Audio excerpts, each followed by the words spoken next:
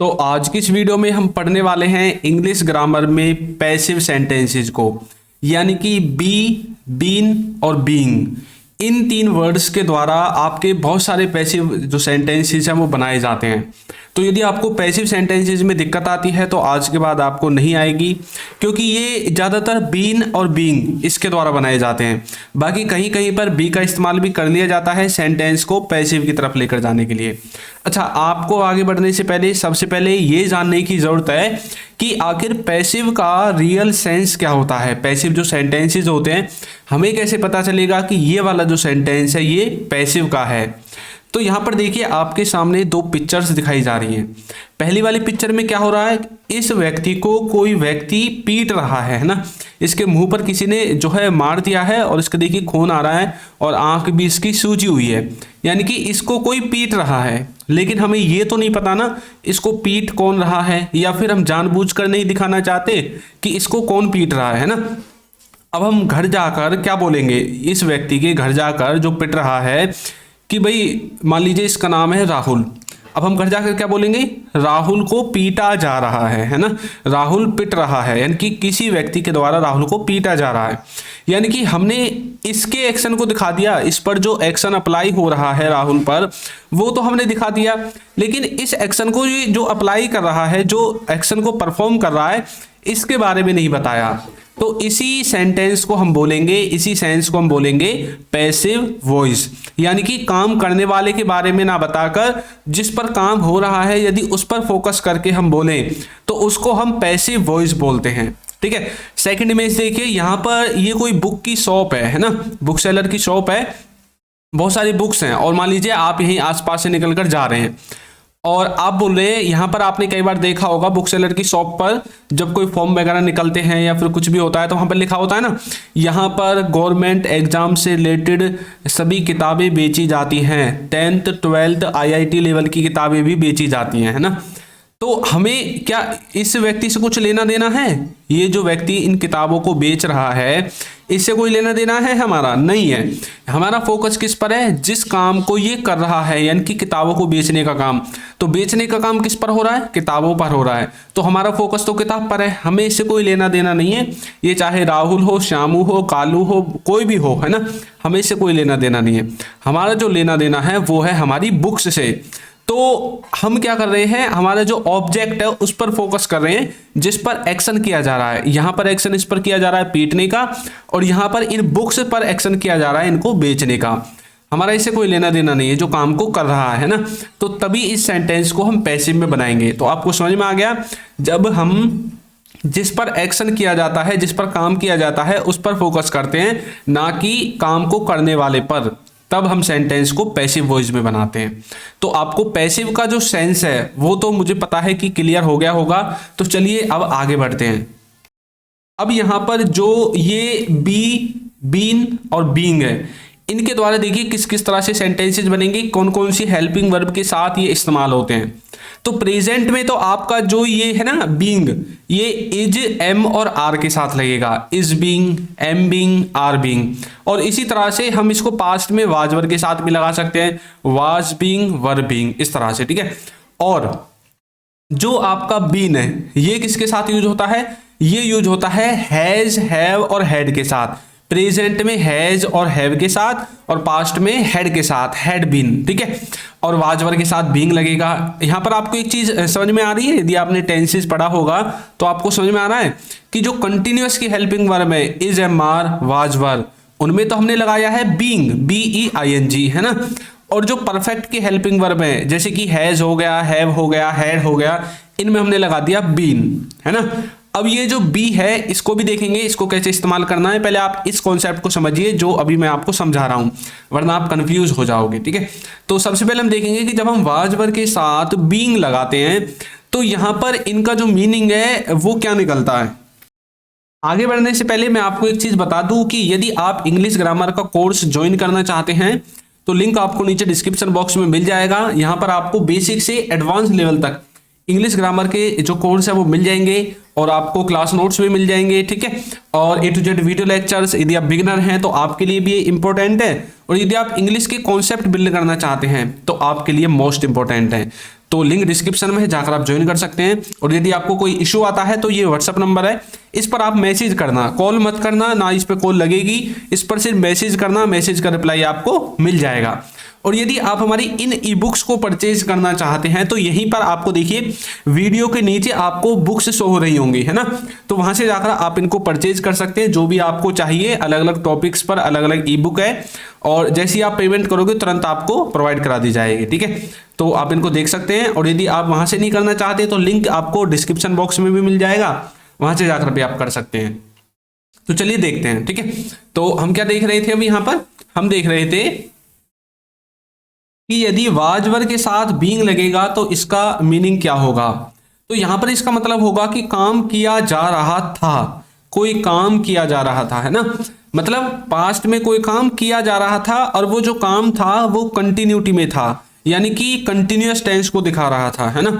अब देखिए यहाँ पर ये जो सेंटेंसेज हैं ये पैसिव में होंगे, तो जब मैंने आपको बताया था पैसिव में होंगे तो ऑब्जेक्ट पर फोकस होगा, और हमारा जिस पर फोकस होता है उसी को हम सबसे पहले लिखते हैं, तो सबसे पहले ऑब्जेक्ट आएगा। यदि सब्जेक्ट पर फोकस होता तो सबसे पहले किसको लिखते बताइए, सब्जेक्ट को लिखते। तो अब ऑब्जेक्ट पर फोकस है तो सबसे पहले ऑब्जेक्ट आएगा, उसके बाद वाज वर आएगा, फिर बीइंग आएगा, वर्ब की थर्ड फॉर्म आएगी, और OW का मतलब है फिर आपके अदर वर्ड्स भी आ जाएंगे, ठीक है। अब ये जो वाज वर है ये आपके ऑब्जेक्ट पर डिपेंड करेगा कि वाज आएगा या वर आएगा, जैसे आपके सब्जेक्ट पर डिपेंड करता था ना, उसी तरह से ऑब्जेक्ट पर डिपेंड करेगा। दूध बेचा जा रहा था तो बोलेंगे the milk was being sold, the milk was being sold. अच्छा, दूध बेचा जा रहा था ये तो ठीक है, दूध पर बेचने का काम किया जा रहा था, लेकिन ये पैसिव में क्यों माना जाएगा, क्योंकि ये नहीं बताया गया कि दूध किसके द्वारा बेचा जा रहा था। चलो बाई चांस मान भी लिया कि ये बता दिया गया कि दूध राम के द्वारा बेचा जा रहा था, तो जहां पर ये के द्वारा आता है ना हिंदी में, के द्वारा, वो भी सेंटेंस आपका पैसिव में रहेगा। अब द्वारा को लगाने के लिए आपको क्या करना पड़ेगा, इसके बाद बाय लगाना पड़ेगा, और फिर लगाना पड़ेगा Rahul. The milk was being sold by Rahul. कमरे साफ किए जा रहे थे, कमरे क्या किए जा रहे थे, साफ, लेकिन किसके द्वारा, कमरों पर फोकस किया गया है, ना कि उस पर जो कमरों को साफ कर रहा था, है ना। और ऊपर दूध पर फोकस किया गया है कि दूध बेचा जा रहा था, सब्जी बेची जा रही थी, ना कि इनको बेचने वाले पर, है ना। तो बोलेंगे the rooms were being cleaned, the rooms were being cleaned, कमरों को साफ किया जा रहा था। तो इस तरह से आप वाज वर्ग के साथ बीइंग का इस्तेमाल कर सकते हैं कि कोई काम किया जा रहा था। नेक्स्ट देखिए यहाँ पर जो आपका अभी हमने बताया था बी, बीन और बीइंग है, इस बीइंग को हमने वाज वर्ग के साथ भी इस्तेमाल किया था और इज़मार के साथ भी इस्तेमाल किया था ना। तो वाज वर्ग का तो हमने पढ़ लिया किस तरह से हमें इस्तेमाल करना है, इज़मार के साथ देखेंगे, और ये जो बीन है इसको हम देखेंगे हैज, है और हेड के साथ, ठीक है। और इन सब के साथ आपको कौन सी फॉर्म लगानी है, वर्ब की थर्ड फॉर्म लगानी है, तीसरी फॉर्म लगानी है, क्योंकि और ये जो पैसिव में है तो पैसिव में हमेशा वर्ब की थर्ड फॉर्म ही आती है, ठीक है। अच्छा, हमने एक चीज देखी थी कि वाज वर्ग के साथ हमने बीइंग लगाया था, है ना। अब जो बी है वाज वर्ग के साथ हमें बी भी तो लगाना है अभी, तो बी को लगाने से पहले ना हम इसमें टू लगाते हैं, टू के बाद बी लगाते हैं, है ना। तो पहले मैं आपको टू को समझा देता हूं कि इसका मीनिंग क्या होता है। इसका मतलब होता है कि नॉर्मली कोई काम करना है, किसी व्यक्ति को नॉर्मली कोई काम करना है, वहां पर आप वाज वर्ग के साथ टू का इस्तेमाल करते हैं, ठीक है। जैसे कि इसमें जो सेंटेंस बनेगा वो पैसिव में तो होगा नहीं, जब इसके साथ बी लगेगा टू बी, जैसे वाज वर्ग के साथ to be, was to be were to be, तब ये पैसिव में बनेगा। तो इसमें क्या करना है, जब एक्टिव में है तो हम सब्जेक्ट पर फोकस करते हैं, तो सबसे पहले सब्जेक्ट लिखना है, फिर वाज वर्ग लिखना है, फिर टू के साथ वर्ब की पहली फॉर्म लगानी है, और फिर अदर वर्ड्स लिखने हैं। मुझे देखनी थी, क्या देखनी थी, कोई मूवी देखनी थी, कोई फिल्म देखनी थी, कोई ना कोई ऐसी चीज तो होगी जो आपको देखनी थी, तो हम बोल सकते हैं I was to watch, I was to watch, मुझे देखनी थी। उसे वो करना था, तो बोल सकते हैं he was to do that, he was to do that, उसे वो करना था।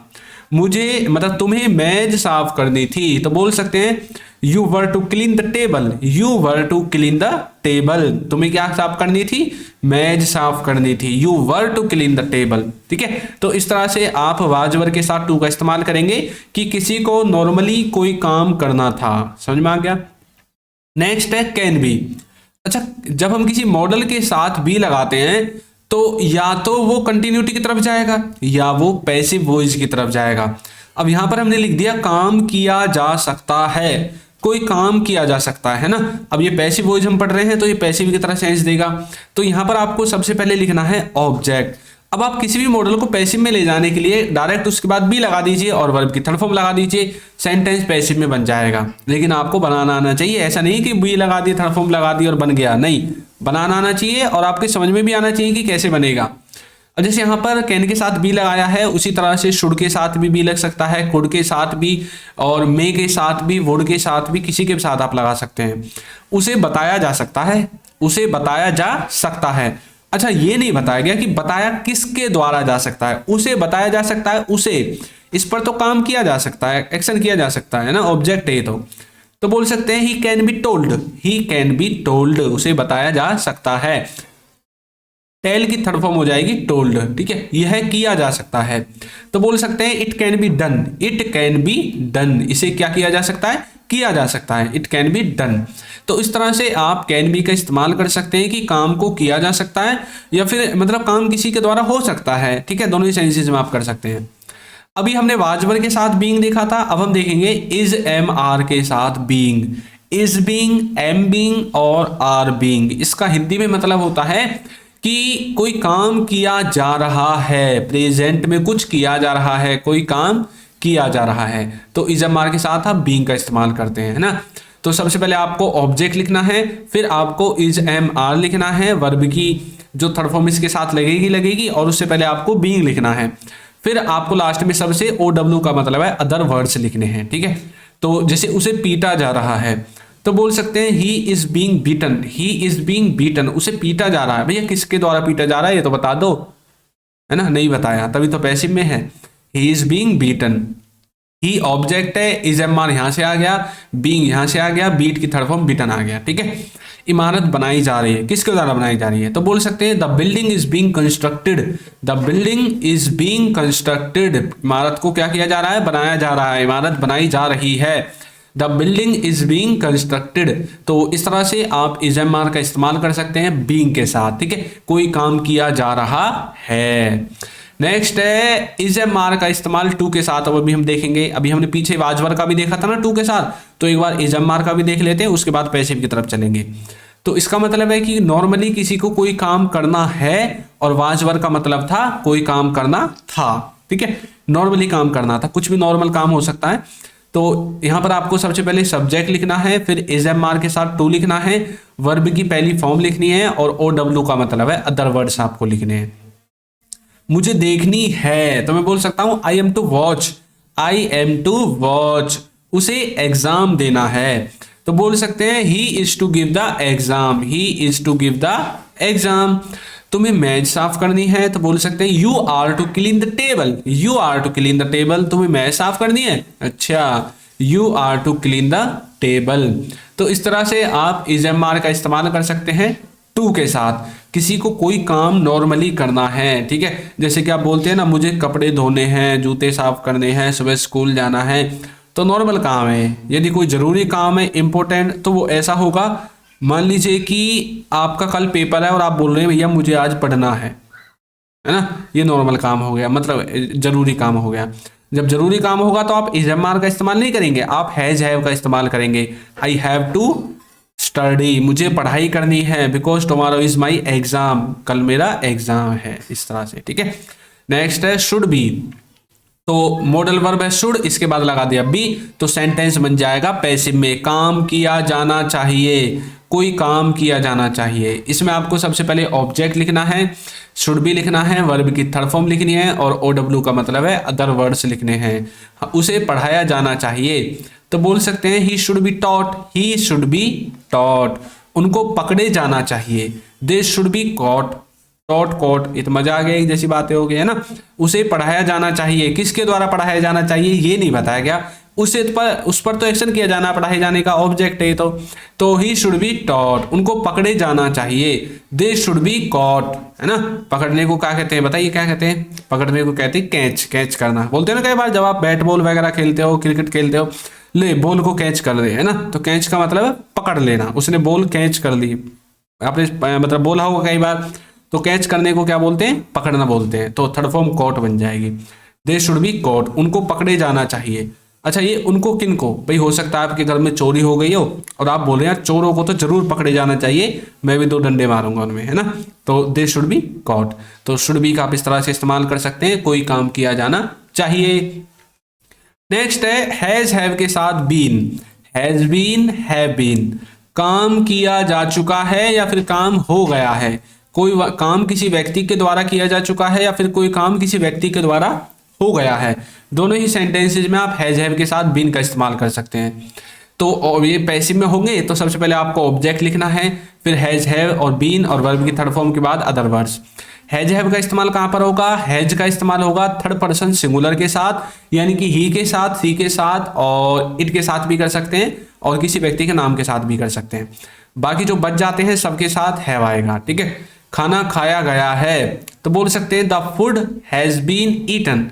The food has been eaten, खाना खाया गया है या फिर खाना खाया जा चुका है। अब ये नहीं बताया गया खाना किसने खाया है, मैंने खाया है, आपने खाया है, जरूर आपने ही खाया होगा, है ना।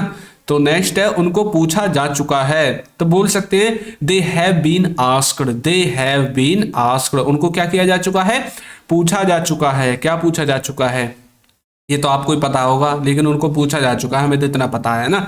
दे हैव बीन आस्क्ड, तो दे और द फूड और दे आपके ऑब्जेक्ट हैं, हैज और हैव आपका यहां से आ गया है, बीन भी यहां से आ गया है, ईट की थर्ड फॉर्म ईटन आ गई, आस्क की थर्ड फॉर्म आस्क्ड आ गई, ठीक है। ओ डब्ल्यू यहाँ पर है ही नहीं तो अदर वर्ड्स हमें लिखने की जरूरत भी नहीं है। अच्छा, कोई चीज है ही नहीं तो उसको लिखेंगे क्यों, होती तो लिख देते, तो नहीं है तो हम नहीं लिखेंगे। अच्छा हो गया, हमारा सेंटेंस छोटा हो गया थोड़ा सा, है ना।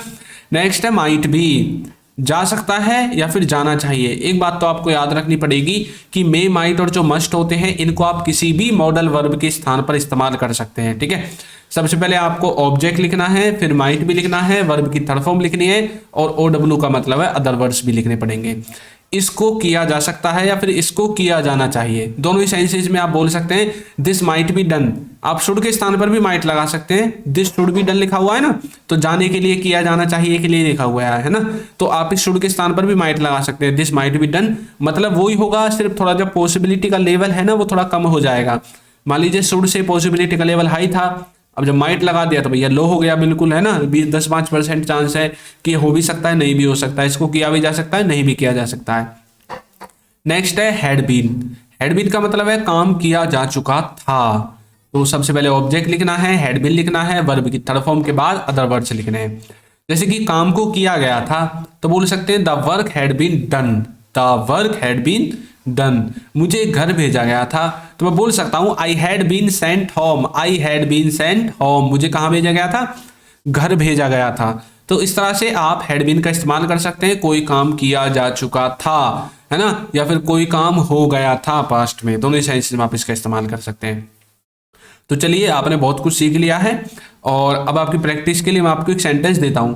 हमें पढ़ाया जा रहा है, हमें पढ़ाया जा रहा है, इसको बताना है आपको कमेंट करके कि इसकी इंग्लिश क्या होगी, ठीक है। तो आपको ये वीडियो कैसी लगी है जरूर बताइएगा। हमारा कोर्स का लिंक नीचे मिल जाएगा और जो ई बुक्स हैं वो आपको नीचे शो रही होंगी, वहां से जाकर आप लोग को देख सकते हैं। तो यदि आप हमारे चैनल पर नए हैं तो सब्सक्राइब कर दीजिए, वीडियो को लाइक कर दीजिए और एक अच्छा सा कमेंट करना बिल्कुल ना भूलें। Thank you.